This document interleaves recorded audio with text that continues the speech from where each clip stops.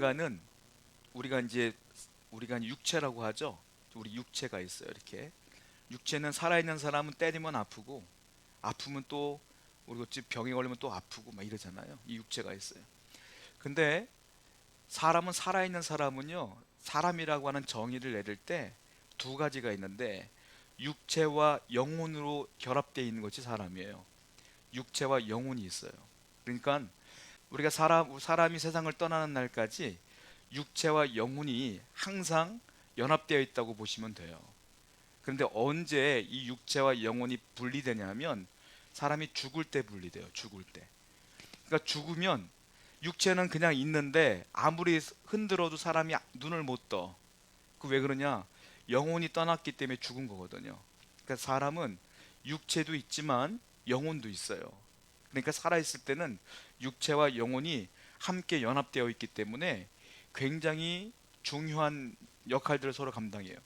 사람이 옛날에 우리나라가 얼굴을 얘기할 때 옛날 사람들은 얼꼴이라고 했어요. 왜냐하면 얼이 뭡니까? 사람이 영혼을 말할 때 얼이라 그래요.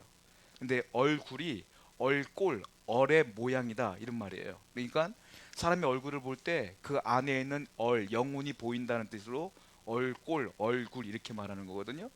왜냐하면 그게 이해가 되는 것 중에 하나가 사람들이 살다 보면 얼굴을 가만히 보고 있으면 그 사람들이 하는 몸짓을 하나 보고 있으면 그 사람의 내면이 보일 때도 있어요. 예를 들자면 슬픈 일이 있으면 얼굴 자체가 굉장히 슬퍼 보여. 그 영혼이 슬픈 거예요. 그리고 겸손한 사람은요, 어딜 가든 온화한 미소와 더불어 고개를 숙입니다. 그런데 교만한 사람은요, 앞에 있는 사람보다 내가 우월하다고 생각하면 얼굴 표정이 벌써 교만해 보여. 그리고 자기도 모르는 사이에 일부러 그런 것도 아니야. 자기도 모르는 사이에 다리를 딱 꽈요. 꼬고 얘기를 해. 그러면 그 사람은 교만한 사람이에요. 그러니까 사람이요, 육체와 영혼이 연합되어 있기 때문에 내 마음 상태가 바깥으로 표출되어 나와요. 그러니까 사람이 기쁘면 나도 모르게 실실실 웃고 다니잖아. 즐겁잖아. 그러니까 사람은 영혼과 육체가 있는데 많은 사람들이 영혼이 있는 걸 몰라요. 육체만 잘 되기 위해서 운동도 열심히 하고 좋은 거 먹으러 다니고 그러지 영혼을 위해서 좋은 것 하려고 하는 생각들을 갖지를 못해. 영혼이 더 중요한 거거든요. 자, 본문 말씀 볼게요. 아까 읽은 본문의 42절을 보세요. 42절을 보면 엘리야라는 사람이 등장하는데 읽어보겠습니다. 시작. 아합이 먹고 마시러 올라가니라 땅에 꿇어 엎드려 그의 얼굴을 무릎 사이에 넣고. 자, 엘리야가 등장을 하는데 구약 성경에 보면 가장 이스라엘 사람들이 존경하는 인물이 두 명이 나와요. 누구냐면 모세와 엘리야예요. 왜냐? 예수님께서 이 땅에 딱 오셨을 때 사람들이 예수님을 보고 뭐라고 말했느냐면 하나님의 아들이라고 하니까 그 능력은 굉장히 많아 보여 예수님이. 그러니까 구약에 존경하는 인물들을 빗대어 이렇게 얘기해요. 어떤 사람들은 모세가 환생했다 예수님을, 어떤 사람은 엘리야가 환생했다 이렇게 말해요. 그러니까 모세와 엘리야는 이스라엘 사람들이 가장 존경하는 인물이에요. 오늘 본문에 나오는 사람이 누굽니까? 엘리야입니다. 엘리야가 갈멜산에 올라가서 기도를 하는데, 자, 그 모양을 보자고요. 육체의 모양을 어떻게 기도하냐면 무릎을 꿇고, 땅에 무릎을 꿇고 엎드려 그의 얼굴을 무릎 사이에 넣었다 이렇게 표현을 했어요. 그러니까 자기의 얼굴을, 머리를 무릎을 꿇고 그 사이에 집어넣고 하나님께 기도하는 장면이라는 거예요. 이게 왜 대단한 거냐면 이 당시 이스라엘 사람들의 전통이 있는데 이스라엘 사람들은 기도할 때 어떻게 기도하냐면 서서 기도해요. 우리나라 사람들은 저는 어릴 때부터 교회를 다녀서 선생님들이 맨날 그래요. 무릎 꿇어, 자, 두 손 모아 이렇게 기도했거든요. 근데 이게 원래 전통적인 방법이 아니고 이스라엘 사람들은 통곡예배 가보면 아실 거예요. 다 서서 기도해. 이스라엘 사람들은 서서 기도하는 건데 엘리야는 지금 어떻게 기도하냐면 무릎을 꿇고 머리를 그 사이에 집어넣고 기도를 한다는 거예요. 저는 그래서 이 엘리야가 어떤 사람이냐면 참 무릎을 잘 꿇는 사람이구나. 무릎 신앙이구나. 신앙도 여러 가지가 있겠지만 무릎 신앙이구나. 무릎을 잘 꿇는 신앙이구나 라는 생각을 했어요. 자, 무릎 신앙이라는 게 무엇일까요? 무릎을 꿇는다는 게 어떤 의미일까요? 저는 여기서 세 가지 정도로 생각해 보려고 그래요. 자, 무릎을 꿇는다는 건 뭐냐면 사람이 겸손하다는 거예요. 엘리야가 지금 누구한테 무릎을 꿇은 거예요? 하나님한테 무릎을 꿇은 거예요. 그러니까 엘리야는 누구한테 겸손해요? 하나님한테 겸손해요. 엘리야의 무릎 신앙이라는 건, 제가 말하고 싶은 건 성도 누구나가 이 엘리야의 무릎의 신앙을 본받아야 된다는 겁니다. 근데 그 무릎 신앙의 첫 번째 뭐냐? 겸손하다라는 거. 이때 상황을 얘기하자면 갈멜산에서 영적 전쟁을 벌이는 거예요. 왜냐하면 이때 당시 왕이 아합 왕인데, 아합 왕이 와이프를 얻었어. 이세벨이라는 사람인데, 이세벨이 이방 나라 공주였어요. 올 때 하나님을 믿지 않는 나라였기 때문에 우상을, 가진 우상을 다 가지고 왔어. 그 대표적인 우상이 누구냐? 바알, 아세라라는 우상이었어요. 우상을 갖고 와서 자기가 왕비가 되니까 이스라엘 온 땅에 산당을 다 지었어요. 그리고 하나님을 믿지 않고 거기다가 바알을 다 집어넣어놨어. 이제 너희들의 신이 바알이야 라고 하고 섬기라고 한 거예요. 근데 아합도 이세벨이 자기 와이프가 그러니까 허락을 했어요. 근데 엘리야는 하나님을 믿는 사람이기 때문에 안 된다 안 된다 외쳤잖아요. 아합이 이 엘리야를 얼마나 핍박했는지 몰라요. 이 엘리야는 도망다니다가 이제는 안 되겠다 싶어서 이제 최후의 편지를 보낸 거야. 쉽게 말하면 뭐라고 말하냐면, 야 너희들 선지자 다 나와. 우리 하나님 진짜 하나님인지 너네 하나님이 진짜 하나님인지 싸우자. 너네 하나님 바알 한번 싸워보자. 진짜 살아있는 하나님이 누군지. 그래서 딱 모였어요. 거기 어디냐? 갈멜산이야. 갈멜산에 모였는데 거기는 몇 명이 왔느냐면, 쉽게 말하면 바알을 섬기는 목사들이에요. 그 목사가 몇 명 왔느냐? 850명이 왔어. 근데 엘리야는 혼자야. 자, 850대 1, 우리는 성경에 850명 대 1만 알고 있죠. 그때 누가 있었냐면 거기에 아합도 있었겠고, 그리고 그 산에 이세벨도 있었을 거란 말이에요. 그러면 그 왕을 쫓아왔던 군사들도 있었을 거야. 그러니까 쉽게 말하면 엘리야는 혼자 하나님 믿는 사람들이고 850명 플러스 몇 명인지도 몰라. 아마 수천 명이 됐겠죠. 그 사람들에 둘러싸여 있는 거예요. 여러분 생각해봐요. 길거리 가다가 한 5명만 나를 둘러싸면 얼마나 공포감이 들려요.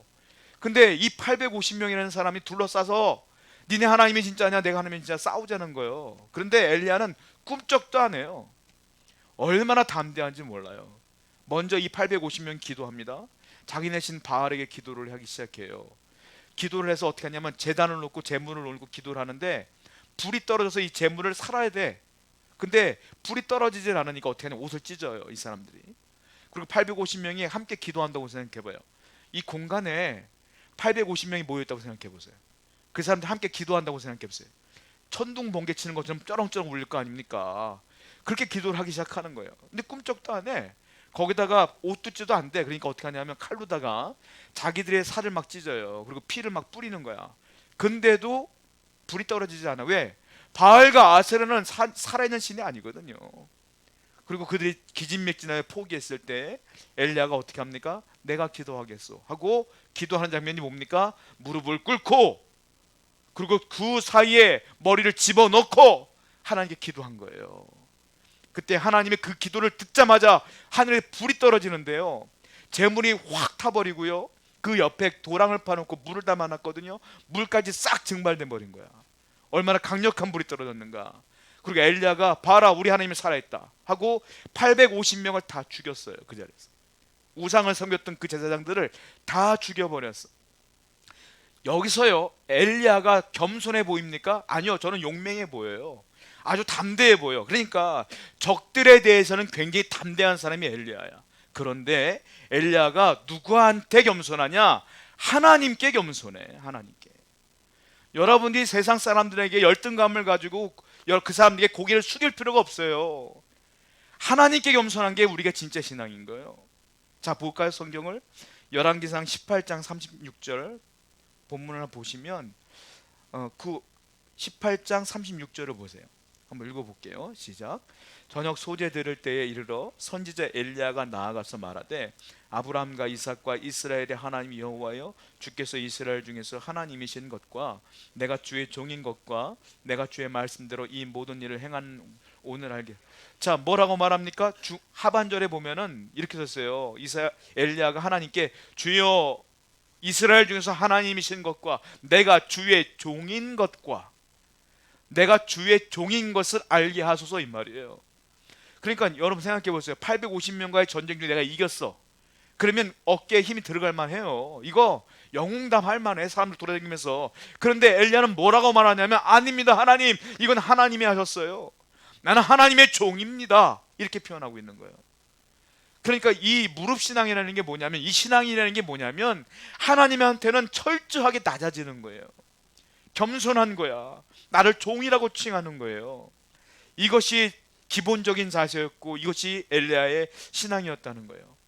여러분, 물은요 높은 데서 낮은 데로 흘러요. 그렇죠? 절대로 물은 낮은 데서 높은 데로 흐르지 않아요. 하나님의 은혜는 물과 같아요. 은혜는 누가 주는 거예요? 하나님이 주시는 거예요. 그럼 하나님이 나보다 높아요, 낮아요? 높지.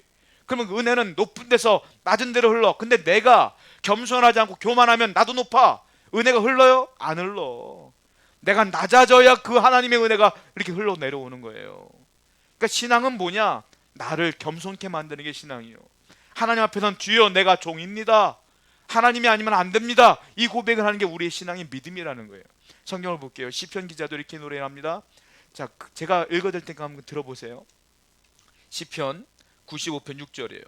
오라 우리가 굽혀 경배하며 우리를 지으신 여호와 앞에 무릎을 꿇자. 여호와 앞에 뭐를 꿇자? 무릎을 꿇자. 무릎을 꿇는다는 게 뭐예요? 내가 대통령이라 할지라도 하나님 앞에 무릎을 꿇는 거야. 신앙인이라면 내가 아무리 거부라 할지라도 하나님 앞에 무릎을 꿇는 거예요. 오라 우리가 무릎을 꿇자, 하나님 앞에. 이 겸손한 신앙이에요. 고대 신학자 어거스틴의 일화인데요, 어거스틴이 너무 유명한 신학자예요. 옛날에 그 제자들이 있었어요. 제자들이 배우려고 왔어요. 와갖고 어거스틴에게 물어요. 선생님, 신앙생활 하는데 가장 중요한 게 뭡니까? 어거스틴이 말해요. 내가 제일 중요하게 생각한 건 첫 번째, 하나님께 겸손이다. 그래요? 알겠습니다. 두 번째는 뭡니까? 두 번째도 겸손이다. 그럼 세 번째는 뭡니까? 세 번째도 하나님께 겸손이다. 신앙인이라면 하나님께 늘 겸손해야 된다. 내가 조금 잘 되면 어깨 올라가고, 하나님께 툭 하면 원망하고, 하나님께 딜하고, 절대 있을 수 없는 일이에요. 하나님께서 내 인생을 주관하고 끌어간다는 믿음을 가지고 아멘하고 겸손하게 있는 것이 하나님의 은혜 아니겠어요? 자, 그러면 우리 신앙인이 가장 높아지는 방법이 뭐냐면, 내가 스스로 높아지는 게 아니에요. 뭡니까? 하나님 날 높여줘야지 높아지는 거예요. 그러면 내가 높아지려면 어떻게 되느냐? 내가 낮아져야 하나님이 날 높여주는 거예요. 절대로 여러분 스스로 높아지려고 할 때 하나님이 높여주지는 않아요. 성경을 볼게요. 야고보서 4장 10절 잘 들어보세요. 야고보서 4장 10절. 주 앞에서 낮추라, 그리하면 주께서 너희를 높이시리라. 저기 나왔네요. 화면이 나왔네요. 잘 됐네. 다시 한번 띄워보세요. 다시 한번. 자, 읽어볼게요. 시작. 주 앞에서 낮추라, 그리하면 주께서 너희를 높이시리라. 주 앞에서 낮아져라, 그리하면 하나님이 나를 높이신다. 여러분들이 성공하고 승리하고 복받는 비결이 여기에요. 뭐냐면 내가 복받으려고 노력하는 게 아니라 내가 주님께 겸손히 믿음을 갖고 나가면 하나님은 내게 복을 주시든지 나를 높여주시든지 하는 거라는 거지. 복의 근원은 내가 아니라 하나님께 있는 거예요. 그러니까 여러분은 항상 낮아져야 된다는 거예요. 자, 다니엘을 예를 들어볼게요. 다니엘이 있는데 다니엘은 교만할 만도 해요. 왜냐하면 왕 밑에 총리였거든요. 근데 다니엘은 한 번도 교만한 적이 없어. 하나님 앞에 늘 겸손해. 어느 날 느부갓네살 왕이 있었는데요, 그 왕 비서관 중에 한 사람이 다니엘이에요. 자, 느부갓네살이 얼마나 포악한 왕인가 하면 말도 안 되는 왕이에요. 어느 날 꿈을 꿉니다. 꿈을 꿔요. 꿈을 꿨는데 꿈이 찝찝해. 근데 아침에 눈을 떴는데 꿈이 생각이 안 나. 그런 경우 있죠. 기분은 굉장히 나쁜 꿈을 꿨는데 생각이 안 나는 꿈, 기억이 안 나는 거죠. 그런데요, 우리는 그러면 어떻게 해야 돼요? 넘어가잖아요. 근데 이 왕이 얼마나 포악한 줄 아세요? 신하들을 다 불러 모아. 그리고 뭐라 하냐면, 내가 어제 꿈을 꿨다. 근데 기분이 되게 좋지가 않아. 자, 내가 무슨 꿈을 꿨는지 알아맞혀봐라. 못 맞추냐? 내일 사형이야 니들 다. 이게 왕이야, 느부갓네살. 다니엘 비서관이었기 때문에 다니엘에게도 명령 내렸어요. 너도 못 맞추면 죽을 줄 알아. 이걸 어떻게 맞춥니까? 내가 꾼 꿈을 다른 사람이 어떻게 알아요? 나도 모르는데. 다니엘은 어떻게 한줄 아십니까? 자, 기도합니다. 하나님께. 다니엘서 2장 28절 한번 읽어볼게요. 시작. 그가 느부갓네살 왕에게 후일에 될 일을 알게 하셨나이다. 왕의 침상에서 머릿속으로 받은 환상은 이러하니라. 자, 다니엘이 뭘 했느냐? 이 엘리야처럼 기도했던 거예요. 기도했는데 꿈을 하나님이 알려주셨어. 그 꿈을 그대로 얘기했고 해석해줬더니 꿈을 들어보니까 자기 꿈이 맞아. 그래서 너무 기쁜 거예요. 그런데 다니엘을 칭찬했더니 다니엘이 뭐라고 말한 거예요? 지금 읽은 성경에서 다니엘이 내가 맞췄소 하지 않아요. 뭐라고 말합니까? 오직 은밀한 것을 나타내시는 이는 하늘에 계신 하나님이십니다. 내가 아니라 하나님이십니다. 얼마나 겸손합니까? 모든 것은 하나님이 하셨습니다. 내가 한 게 아닙니다. 이 겸손한 신앙이 다니엘이었다는 거예요. 절대로 자기를 내세우지 않아. 하나님을 내세워. 여러분, 신앙인의 기본 중에 기본이 뭔지 아십니까? 하나님이 하셨어요, 이 말이에요. 여러분들이 잘 되면 하나님이 하셨어요. 안 돼도 하나님이 하실 거예요. 할렐루야. 내가 한 게 아니요. 잘 되면 하나님이 하셨고 안 돼도 하나님이 잘 되게 하실 거고, 이걸 믿고 있는 게 우리 믿음이라는 거죠. 하나님은 여러분을 사랑하시는 줄 믿습니다. 그러면 반드시 하나님이 여러분을 이끈다는 걸 믿고 살아가는 거예요. 이 다니엘이 그렇게 자기를 낮췄어요. 하나님 앞에 다니엘은 완전히 낮췄어요. 그때 하나님이 어떻게 하느냐? 다니엘을 높여요. 어떻게 높이느냐? 성경을 보겠어요. 다니엘에서 2장 46절 48절 한번 읽어볼게요. 시작. 이에 느부갓네살 왕이 엎드려 그에게 주게 하니라. 왕이 이에 다니엘을 높여 귀한 선물을 많이 주며 그를 세워 바벨론 온 지방을 다스리게 하며 또 바벨론 모든 지혜자의 어른으로 삼았습니다. 자, 46절에 뭐라 썼어요? 느부갓네살 왕이, 그 포악한 왕이 다니엘에게 엎드려요. 다니엘에게 엎드려. 그리고 절해. 세상에, 왕이 자기 부하 직원에게 절하는 거예요. 그때에 그 주위에 있는 신하들이 깜짝 놀랐겠죠. 저 왕이. 그러니까 다니엘이 존귀하게 돼요. 그리고 왕이 다음 절에 뭐라고 말하냐면 높은 자리를 앉혀줘. 총리 중에 최고의 총리를 만들고 모든 성읍을 다 다스리게 만들어요. 다니엘이 스스로 높아지려고 한 적이 없어요. 다니엘은 하나님께 철저히 낮아졌지만 하나님이 높여주신 것이지. 여러분, 이 세상의 모든 것들 하나님 거예요. 여러분들이 가지려고 가진 애를 써도 안 가져져. 그거는 하나님이 주셔야 되는 거예요. 내 손을 펼쳐놓고 주셔야 되는 거예요. 그럼 여러분들 어떻게 해야 되겠어요? 하나님께 늘 겸손하게 기도하며 주실 때까지 인내하며 참고 나가야 되지 않겠습니까? 그것이 믿음이다라는 거 아니겠어요? 자, 무릎을 꿇는 신앙이라는 건 이와 같이 겸손한 거예요. 하나님 앞에. 두 번째로는 무릎을 꿇었다는 건 어떤 의미냐? 아까 제가 말씀드렸어요. 사람의 몸짓 하나하나가 그 마음이라고. 자, 무릎을 꿇었어. 머리를 그 사이에 집어넣었어. 뭐예요? 간절하다는 거죠. 하나님께 간절하게 기도한다는 거지. 간절한 게 뭐냐? 간절하다는 건 하나만 보는 거예요. 이것도 보고 저것도 보고 이것도 본다는 간절한 게 아니요. 간절한 건 뭐냐? 하나만 보는 거야. 뭐만? 하나님만 보는 거예요. 이게 간절한 거예요. 믿음은 뭐냐? 하나님만 보는 거예요. 그리고 간절하게 기도하기 시작하고, 하나님 비 내려주세요, 하나님 불 내려주세요 하고 기도하고 있는 거예요. 하나님만 보면서. 이것이 엘리야의 신앙이라는 겁니다. 얼마나 간절한지 보세요. 무릎 꿇고 그렇게 기도하지 않습니까? 그리고 이 사람이요, 기도를 하는데 중간중간에 확인 작업을 합니다. 어떻게 하냐면 비를 내려달라고 기도하는 거예요. 왜냐하면 이때 하나님께서 아합 왕과 이세벨이 우상을 섬기니까, 이 나라가 우상을 섬기니까 3년 반 동안 비를 안 줬어요. 하나님이. 여러분, 3년 반 동안 비가 안 내려요? 대한민국은 저수지가 있으니까 물 퍼다 쓰면 돼. 그래서 3년 반 동안 비가 안 내리면 저수지도 물 마르겠죠. 이 당시는 관계시설이 안 돼 있기 때문에 물이 안 내리면, 비가 안 내리면 수도꼭지, 뭐 우리는 뭐 수도 열매 있지만 이 당시는 비가 안 내리면 끝나는 거예요. 다 3년만 동안 비가 안 내려. 그러니까 하나님께 기도하는데 비 내려달라고 기도하는 거예요. 자, 본문 말씀 보겠습니다. 43절. 얼마나 간절하게 기도하는가 볼게요. 시작. 그의 사환에게 이르되 올라가 바다 쪽을 바라보라. 아무것도 없나이다. 이르되 7분까지. 자, 사환에게 기도하는 거예요. 갈멜산이요, 높은 산인데 거기서 산에서 또 보면은 바다가 보여요. 그 바다가 지중해입니다. 지중해가 보이는 곳이에요. 거기서 갈멜산을 기도하는 거예요. 하나님 비 내려주십시오. 기도하는데 한참을 기도했겠죠. 정말 간절히 기도했겠죠. 이제 증거가 있나 봐. 사환에게 시켜요. 야, 사환아, 저기 하늘에 뭐 보이니? 아무것도 안 보이는데요. 해가 너무 쨍쨍한데요. 비 안 내릴 것 같아요.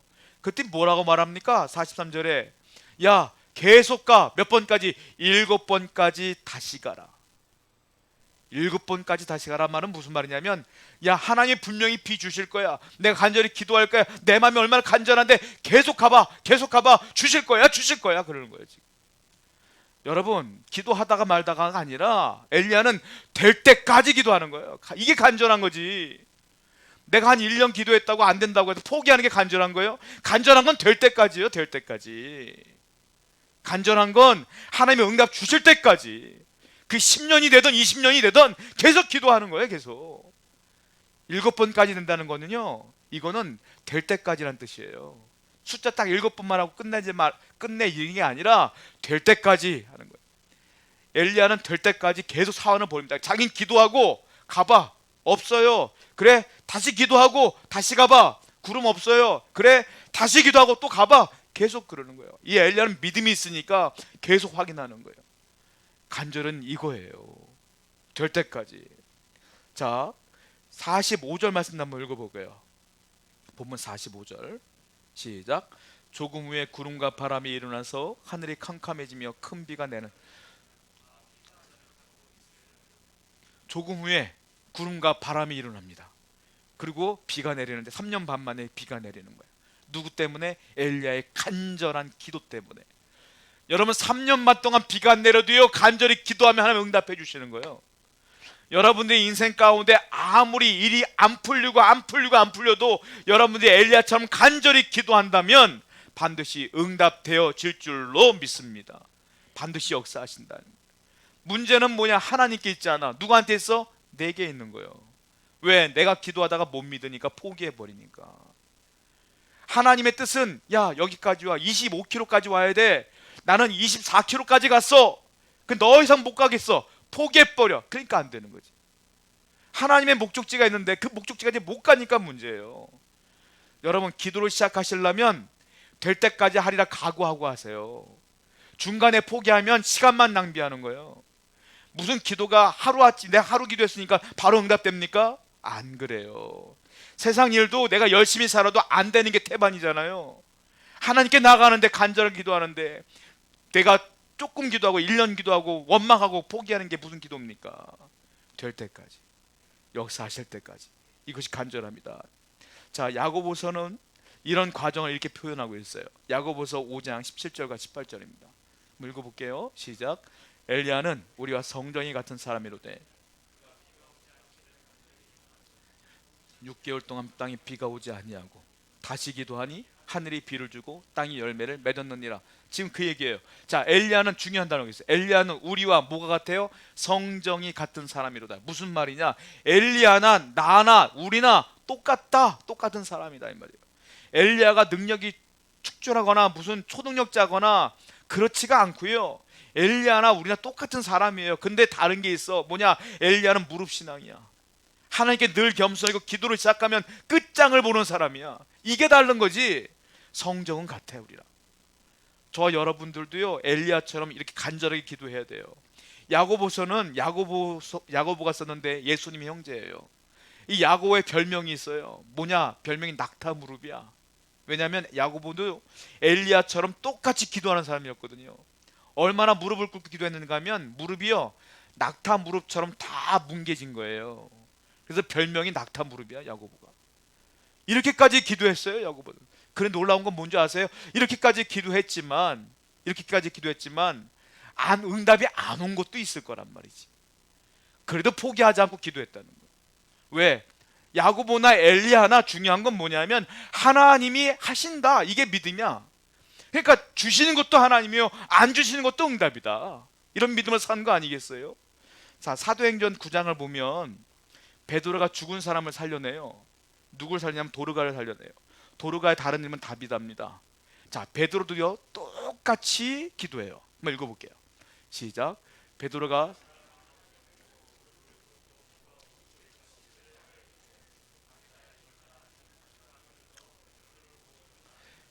기도하는데 어떻게 기도했어요? 무릎을 꿇고 기도했어요. 이스라엘 사람은 어떻게 기도한다고 했어요? 일어서서 기도한다고 했잖아요. 지금 야고보나 베드로나 엘리야나 너무 간절하니까 나도 모르게 무릎이 꿇려지는 거예요. 여러분, 간절하게 되면 무릎이 꿇어지고 머리가 숙여지는 겁니다. 그렇게 간절히 기도했더니 하나님께서는 죽은 다비다도 살려주셨어요. 이 모든 게 뭐냐면 기도의 시간이 아니라 간절한 기도였기 때문에 그래요. 여러분들이 기도했어요, 이런 기도가 아니라 간절하게 기도했느냐. 간절이 뭡니까? 간이 절절절절 끊는 거 아니겠어요? 간이 막 움직이는 거 아니겠어요? 애간장. 이게 간절 아니겠어요? 그러니까 그렇게 기도해다 이거예요. 세 번째 무릎을 꿇는 건 뭐냐면 순종한다는 거예요. 내가 하나님께 주의 종입니다. 겸손했죠? 순종하겠습니다라는 뜻이에요. 순종은 뭐냐면 사람들은 기도할 때 다 자기의 기도 제목이 있어요. 근데 그 기도의 제목이 때로는 응답되면 좋겠지만 대부분은 사람은 죄인이기 때문에 다 내 욕심에 맞는 기도 제목이야. 하나님은 때로는 그 응답을 안 주는 게 은혜일 수가 있기 때문에 응답을 안 줄 때도 있어. 그럼 순종하는 게 뭐냐면 응답이 안 와도 아멘 하는 거예요. 이게 믿음의 사람이라는 거예요. 자, 예수님이 겟세마네 동산에 가서 기도를 하시거든요. 한번 읽어볼까요? 누가복음 28장 41절입니다. 시작. 그들을 떠나 돌 던진 만큼 가서 무릎을 꿇고 기도하여. 예수님이 돌아가시는 날 겟세마네 동산에서 기도를 하시는 거예요. 예수님은 인성과 신성이 있어요. 인성이 있기 때문에 죽음이 두렵기도 해요. 예수님은. 근데 죽어야 돼. 예수님이 죽어야지 온 인류가 구원받으니까. 이게 하나님 뜻인 걸 알아. 근데 내 마음은 죽고 싶지는 않아. 생각해 보세요. 내 인성이 있는데 내가 죽어야 되는 걸 알지만 죽고 싶지는 않죠. 예수님 마음이 그래. 자, 무릎 꿇고 기도합니다. 마태복음 26장 39절 한번 읽어볼게요. 시작. 조금 나아가서 얼굴을 땅에 대시고 엎드려 기도하여 이르시되 내 아버지여, 만일 할만하시거든 이 잔을 내게서 지나가게 하옵소서. 예수님도 어떻게 기도했어요? 엎드려, 땅에 엎드려 기도했어요. 왜? 간절한 거예요 지금 예수님도. 그런데 예수님의 기도 내용이 기가 막혀요. 아버지, 이 잔을 내게서 지나가게 하소서. 이게 뭐냐면 나 죽고 싶지 않아요. 그냥 나 안 죽고 이 잔이, 죽음의 잔이 지나가길 원합니다, 이런 뜻이에요. 그런데 바로 다음의 기도가 뭡니까? 그러나 나의 원대로 마시옵고 아버지의 뜻대로 하세요. 내 원은 이거지만 아버지의 뜻이 내가 죽는 게 맞다면 나 순종할게요, 이 말이에요. 여러분, 기도한다는 거는요 내 욕심을 채우려고 하는 게 아니라 하나님의 뜻이 다르다면 그것마저도 내가 응답하겠습니다, 순종하겠습니다 라는 고백의 기도예요. 기도할 때 내 뜻을, 내 기도 제목을 관철하려는 건 기도가 아니에요. 기도를 하다 보면 내 뜻과 하나님의 뜻이 다를 때도 있어요. 그걸 알게 돼. 그럴 때 그걸 순종할 수 있는 것도 기도다. 또 성경 봐요. 마태복음 26장 45절 시작. 이에 제자들에게 오사 이르시되.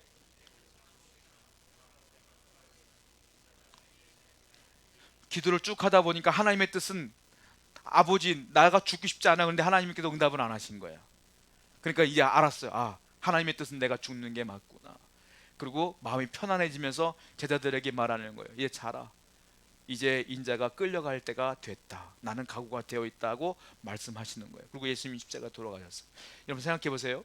예수님께서는 만약에 십자가에 달려 돌아가시지 않았다면, 내 뜻은 죽고 싶지가 않았잖아요. 예수님도 죽지 않았더라면, 내 뜻을 관철하여 죽지 않았더라면 어떻게 됐을까요? 저와 여러분들은 구원 못 받는 거예요. 절대로 못 받는 거예요. 우리는 예수님의 뜻을 접었기 때문에, 하나님의 뜻대로 아멘 순종했기 때문에 다 예수 믿고 구원 받는 거지, 예수님의 뜻대로 했다면 다 구원 못 받는 거예요. 저희. 그러니까 하나님의 뜻과 사람의 뜻은 다를 수가 있어요. 여러분들의 응답 안 온다는 건 하나님께서 뭔가 이유가 있는 거예요. 그때는 어떻게 해야 돼요? 순종해야지.